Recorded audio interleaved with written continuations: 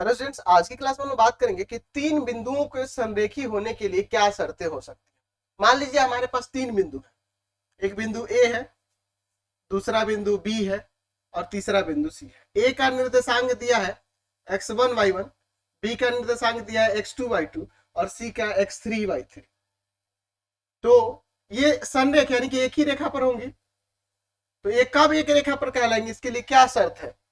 तीन बिंदु ये संरेख है, इसके लिए क्या शर्त है। तो यहाँ पे देखिए, यदि ए x1 y1, B x2 y2 तथा सी x3 y3 संरेख है,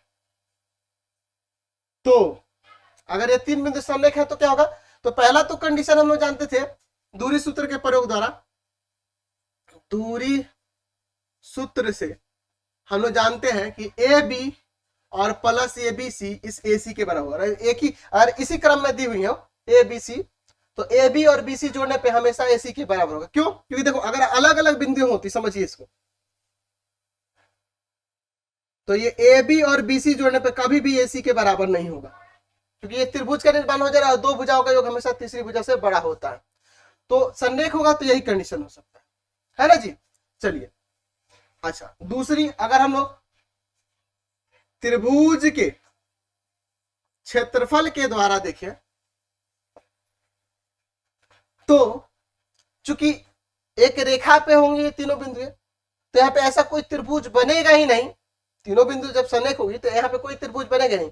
और जानते हैं कि एक ही रेखा पे होगी तो उसका क्षेत्रफल क्या हो जाता है, शून्य हो जाता है। तो वहां उस कंडीशन में यहाँ पे लिख सकते हैं कि त्रिभुज का क्षेत्रफल बराबर में 0, क्योंकि वहां पे ऐसा त्रिभुज बनेगा ही नहीं कोई, है ना। संरेख है तो एक ही रेखा पर होंगे, वहां कोई त्रिभुज का निर्माण होगा नहीं, हो पाएगा, इसलिए वहां पे क्षेत्रफल 0 हो जाएगा। यानी कि 1/2 x1 y2 minus y3 plus x2 y3 minus y1 plus x3 y1 minus y2 बराबर में 0 हो जाएगा। यहाँ कई बुक में इसको मोड में भी दिया है। 11th क्लास में जाओगे तो यहाँ पे ये मोड कर देगा ब्रैकेट हटा के। एक्चुअल में क्या होता है ना, क्षेत्रफल हमेशा धनात्मक होता है, इसलिए मोड में दे दिया जाता है, क्योंकि माइनस में भी आएगा तो प्लस में लिखेंगे। मोडलस फंक्शन के बारे में आगे चल के पढ़ेंगे ना। अगर मोड में कोई संख्या -5 दिया गया तो इसका वैल्यू 5 हो जाता है। 11th क्लास में चलेंगे तो पढ़ेंगे, ठीक है ना जी। अगर मान लीजिए प्लस का भी 5 रहता तो 5 ही होता, तो इसीलिए मोड में देता है, क्योंकि क्षेत्रफल हमेशा धनात्मक होता है। आप नहीं भी देंगे, अभी 10th में चलेगा।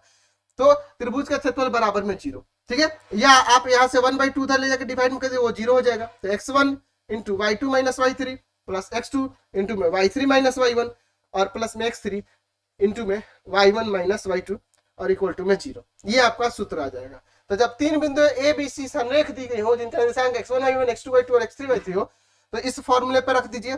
या दूरी सूत्र के प्रयोग से, दूरी सूत्र जानते हैं ना जी, √x2 माइनस x1 के स्क्वायर y2 माइनस y1 का स्क्वायर, यानी x नियामकों के अंतर का स्क्वायर y नियामकों का अंतर स्क्वायर करके हम लोग यहाँ से ए बी बी सी और फिर ए सी की दूरी निकाल लेंगे, और फिर आसानी से इस पे रख के हम लोग चेक कर सकते हैं।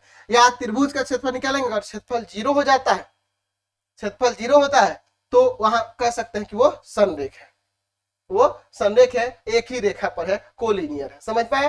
तो ये इसका कंसेप्ट था। ज्यादा लंबा वीडियो नहीं हुआ आज की क्लास में, बस इतना ही। आपको क्या करना होगा, प्ले स्टोर से हमारा एप्लीकेशन पढ़ाई.online रविकांत सर के नाम से इसको डाउनलोड कर लेंगे, और वहां पे सारे पेड कोर्सेज है, उनको जाके ज्वाइन कीजिए और अपनी पढ़ाई को और ज्यादा बेहतर कीजिए। फिलहाल आज की क्लास में इतना है।